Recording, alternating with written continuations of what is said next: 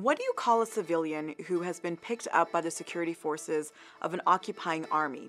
Maybe given a trial in a court run by and for that occupying army. Maybe not. Maybe charged. Maybe not. And then thrown into prison indefinitely without any recourse for appeal. Is that a prisoner, a detainee, a hostage, a captive? What terminology should we use? Especially when it comes to the over 8,000 Palestinians who remain in Israeli prisons while under Israeli occupation. According to Palestinian prisoners' rights groups, there are over 200 Palestinian children being held in Israeli jails and around 75 women, with dozens of them arrested in the last few weeks alone. Now, Israel is holding about 8,300 Palestinians in Israeli jails, including many who don't even know the charges against them. The young man spoke of mistreatment at the hands of Israeli authorities. When a soldier came to fetch me before my release, he said they would hunt me down and bring me back to jail. Welcome to the Occupation Style Guide, where we look at how we talk about the things we talk about and the words we use. Before getting into the nitty-gritty about terminology, how to think about it, what works, what doesn't, and why, I want to give a bit of a breakdown about who these 8,000 Palestinians in Israeli prisons are. So since 1967, when Israel occupied the West Bank and Gaza Strip, around 750,000 Palestinians have gone through Israeli prisons. The vast majority of those who've been imprisoned are young men. In fact, the Associated Press recently called Israeli imprisonment a, quote, rite of passage for Palestinian boys because of how common it is.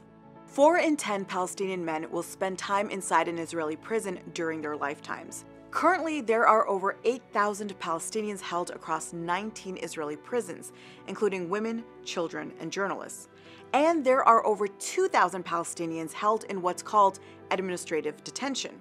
According to Israeli human rights organization B'Tselem, administrative detention is, quote, incarceration without trial or charge, alleging that a person plans to commit a future offense. It has no time limit, and the evidence on which it is based is not disclosed.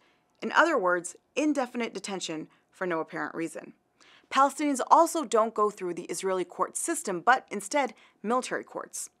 Around 700 Palestinian children are detained and prosecuted by Israel every year. That makes Israel also the only country in the world to try children in military courts. Rights groups like Save the Children, Adamir, Human Rights Watch have accused Israel of physical and psychological abuse and deprivation of food and water inside these prisons. So what do we call Palestinians in Israeli prisons?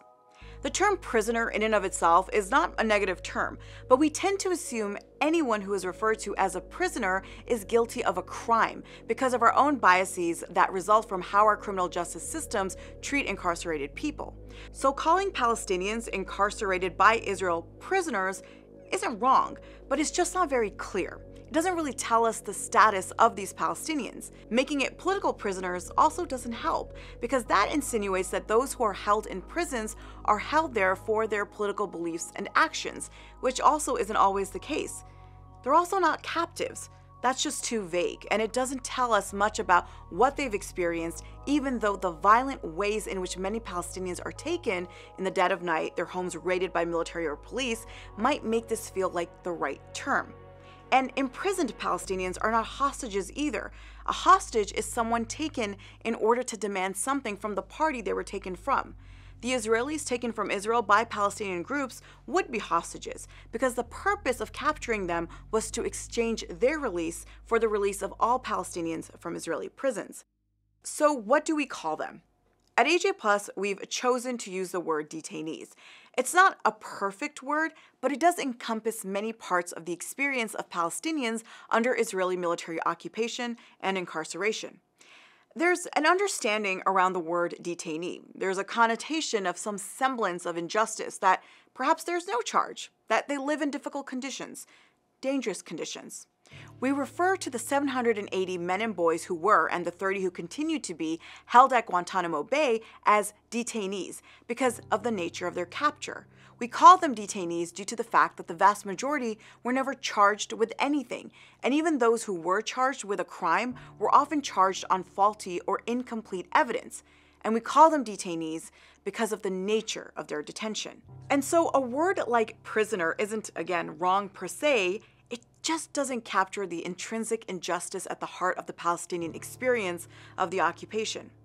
Part of talking about the Israeli occupation, like talking about any major story or history, is constantly engaging and re-engaging with the terms we use to describe even the most seemingly minute details. Because there are no minute details in a situation that determines whether a nation will exist or not.